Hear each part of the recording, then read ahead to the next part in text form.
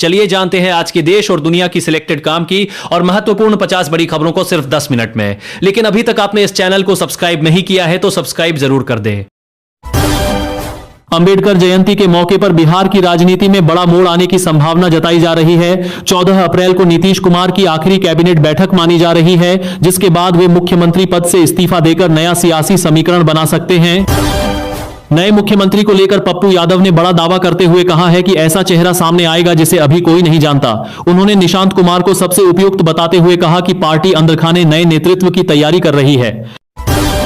America और Iran के बीच जारी संघर्ष लगातार गहराता जा रहा है। शांति वार्ता के बावजूद कोई समाधान नहीं निकला है। दोनों देश परमाणु मुद्दे और हॉर्मुज स्ट्रेट को लेकर अड़े हुए हैं, जिससे युद्ध खत्म होने के आसार फिलहाल नहीं दिख रहे। अमेरिका से बातचीत विफल होने के बाद ईरान ने भारत, चीन और रूस से हस्तक्षेप की अपील की है। ईरान का कहना है कि ये देश अपने प्रभाव का उपयोग कर क्षेत्र में शांति स्थापित करने में मदद करें और युद्ध को बढ़ने से रोकें। बिहार में नए मुख्यमंत्री को लेकर सियासी हलचल तेज हो गई है। सम्राट चौधरी का नाम सबसे आगे चल रहा है, लेकिन पार्टी के अंदर अन्य विकल्पों पर भी चर्चा जारी है। बीजेपी किसी नए चेहरे के साथ चौंकाने वाला फैसला ले सकती है। पटना के पाटलिपुत्र रेलवे स्टेशन पर इंसानियत की मिसाल देखने को मिली। प्रसव पीड़ा से जूझ रही महिला की डिलीवरी प्लेटफॉर्म पर ही आरपीएफ और जीआरपी की मदद से कराई गई, जिससे मां और नवजात दोनों सुरक्षित हैं। हॉर्मुज संकट का असर भारत की अर्थव्यवस्था पर भी साफ दिखाई देने लगा है। पेट्रोल, डीजल के साथ दवाइयों और कृषि लागत पर असर पड़ने की आशंका है, जिससे महंगाई बढ़ सकती है और आम लोगों पर आर्थिक बोझ बढ़ेगा। उत्तर प्रदेश के मुख्यमंत्री योगी आदित्यनाथ ने बंगाल की कानून व्यवस्था पर सवाल उठाते हुए कहा कि डबल इंजन सरकार ही दंगों का समाधान है। उन्होंने यूपी मॉडल को उदाहरण बताते हुए मजबूत प्रशासन का दावा किया।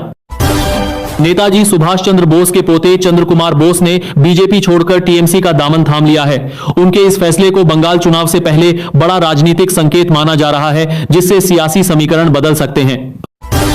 विदेश मंत्री एस जयशंकर की यूएई यात्रा के दौरान प्रवासी भारतीयों के मुद्दों पर अहम चर्चा हुई। दोनों देशों ने व्यापार और निवेश को बढ़ाने पर सहमति जताई, जिससे भारत और यूएई के रिश्ते और मजबूत होने की उम्मीद है।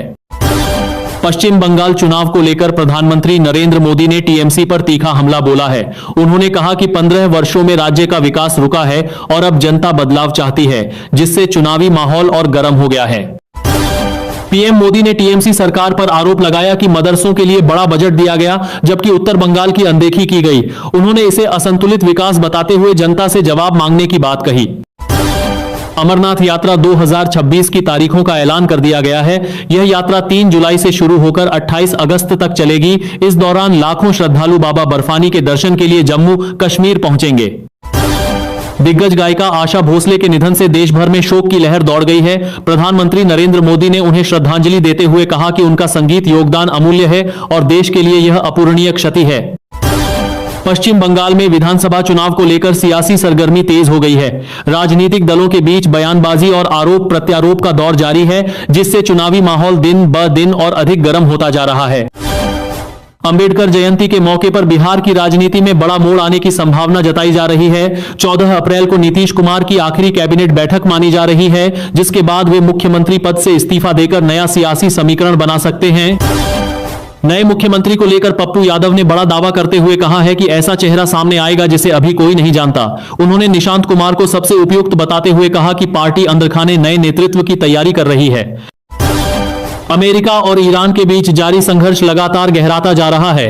शांति वार्ता के बावजूद कोई समाधान नहीं निकला है।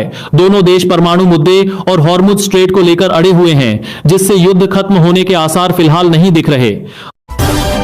अमेरिका से बातचीत विफल होने के बाद ईरान ने भारत, चीन और रूस से हस्तक्षेप की अपील की है। ईरान का कहना है कि ये देश अपने प्रभाव का उपयोग कर क्षेत्र में शांति स्थापित करने में मदद करें और युद्ध को बढ़ने से रोकें।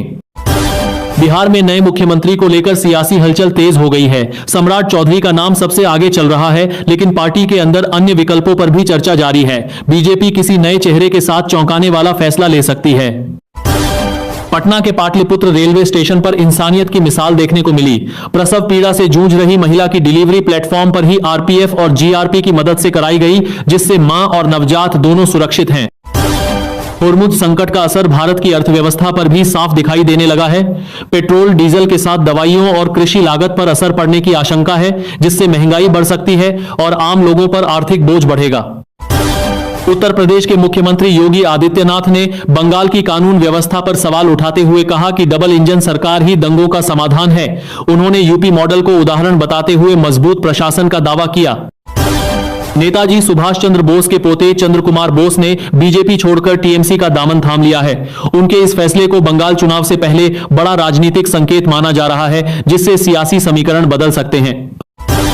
विदेश मंत्री एस जयशंकर की यूएई यात्रा के दौरान प्रवासी भारतीयों के मुद्दों पर अहम चर्चा हुई। दोनों देशों ने व्यापार और निवेश को बढ़ाने पर सहमति जताई, जिससे भारत और यूएई के रिश्ते और मजबूत होने की उम्मीद है। पश्चिम बंगाल चुनाव को लेकर प्रधानमंत्री नरेंद्र मोदी ने टीएमसी पर तीखा हमला बोला है। उन्होंने कहा कि 15 वर्षों में राज्य का विकास रुका है और अब जनता बदलाव चाहती है, जिससे चुनावी माहौल और गर्म हो गया है। पीएम मोदी ने टीएमसी सरकार पर आरोप लगाया कि मदरसों के लिए बड़ा बजट दिया गया, जबकि उत्तर बंगाल की अनदेखी की गई। उन्होंने इसे असंतुलित विकास बताते हुए जनता से जवाब मांगने की बात कही। अमरनाथ यात्रा 2026 की तारीखों का ऐलान कर दिया गया है। यह यात्रा 3 जुलाई से शुरू होकर 28 अगस्त तक चलेगी। इस दौरान लाखों श्रद्धालु बाबा बर्फानी के दर्शन के लिए जम्मू कश्मीर पहुंचेंगे। दिग्गज गायिका आशा भोसले के निधन से देश भर में शोक की लहर दौड़ गई है। प्रधानमंत्री नरेंद्र मोदी ने उन्हें श्रद्धांजलि देते हुए कहा कि उनका संगीत योगदान अमूल्य है और देश के लिए यह अपूरणीय क्षति है। पश्चिम बंगाल में विधानसभा चुनाव को लेकर सियासी सरगर्मी तेज हो गई है। राजनीतिक दलों के बीच बयानबाजी और आरोप प्रत्यारोप का दौर जारी है, जिससे चुनावी माहौल दिन ब दिन और अधिक गर्म होता जा रहा है। अंबेडकर जयंती के मौके पर बिहार की राजनीति में बड़ा मोड़ आने की संभावना जताई जा रही है। 14 अप्रैल को नीतीश कुमार की आखिरी कैबिनेट बैठक मानी जा रही है, जिसके बाद वे मुख्यमंत्री पद से इस्तीफा देकर नया सियासी समीकरण बना सकते हैं। नए मुख्यमंत्री को लेकर पप्पू यादव ने बड़ा दावा करते हुए कहा है कि ऐसा चेहरा सामने आएगा जिसे अभी कोई नहीं जानता। उन्होंने निशांत कुमार को सबसे उपयुक्त बताते हुए कहा कि पार्टी अंदरखाने नए नेतृत्व की तैयारी कर रही है। अमेरिका और ईरान के बीच जारी संघर्ष लगातार गहराता जा रहा है। शांति वार्ता के बावजूद कोई समाधान नहीं निकला है। दोनों देश परमाणु मुद्दे और हॉर्मुज स्ट्रेट को लेकर अड़े हुए हैं, जिससे युद्ध खत्म होने के आसार फिलहाल नहीं दिख रहे। अमेरिका से बातचीत विफल होने के बाद ईरान ने भारत, चीन और रूस से हस्तक्षेप की अपील की है। ईरान का कहना है कि ये देश अपने प्रभाव का उपयोग कर क्षेत्र में शांति स्थापित करने में मदद करें और युद्ध को बढ़ने से रोकें। बिहार में नए मुख्यमंत्री को लेकर सियासी हलचल तेज हो गई है। सम्राट चौधरी का नाम सबसे आगे चल रहा है, लेकिन पार्टी के अंदर अन्य विकल्पों पर भी चर्चा जारी है। बीजेपी किसी नए चेहरे के साथ चौंकाने वाला फैसला ले सकती है।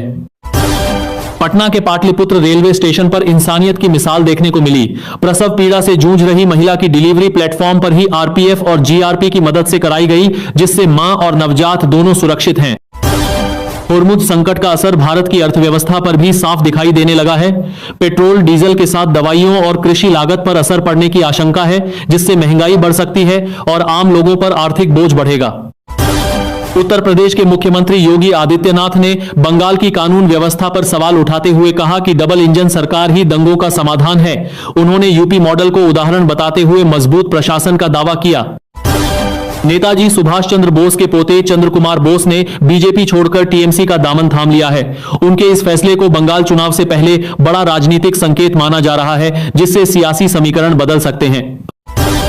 विदेश मंत्री एस जयशंकर की यूएई यात्रा के दौरान प्रवासी भारतीयों के मुद्दों पर अहम चर्चा हुई। दोनों देशों ने व्यापार और निवेश को बढ़ाने पर सहमति जताई, जिससे भारत और यूएई के रिश्ते और मजबूत होने की उम्मीद है।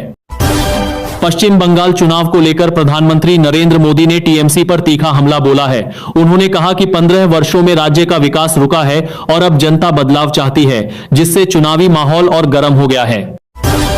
पीएम मोदी ने टीएमसी सरकार पर आरोप लगाया कि मदरसों के लिए बड़ा बजट दिया गया, जबकि उत्तर बंगाल की अनदेखी की गई। उन्होंने इसे असंतुलित विकास बताते हुए जनता से जवाब मांगने की बात कही। अमरनाथ यात्रा 2026 की तारीखों का ऐलान कर दिया गया है। यह यात्रा 3 जुलाई से शुरू होकर 28 अगस्त तक चलेगी। इस दौरान लाखों श्रद्धालु बाबा बर्फानी के दर्शन के लिए जम्मू कश्मीर पहुंचेंगे। दिग्गज गायिका आशा भोसले के निधन से देश भर में शोक की लहर दौड़ गई है। प्रधानमंत्री नरेंद्र मोदी ने उन्हें श्रद्धांजलि देते हुए कहा कि उनका संगीत योगदान अमूल्य है और देश के लिए यह अपूरणीय क्षति है। पश्चिम बंगाल में विधानसभा चुनाव को लेकर सियासी सरगर्मी तेज हो गई है। राजनीतिक दलों के बीच बयानबाजी और आरोप प्रत्यारोप का दौर जारी है, जिससे चुनावी माहौल दिन ब दिन और अधिक गर्म होता जा रहा है।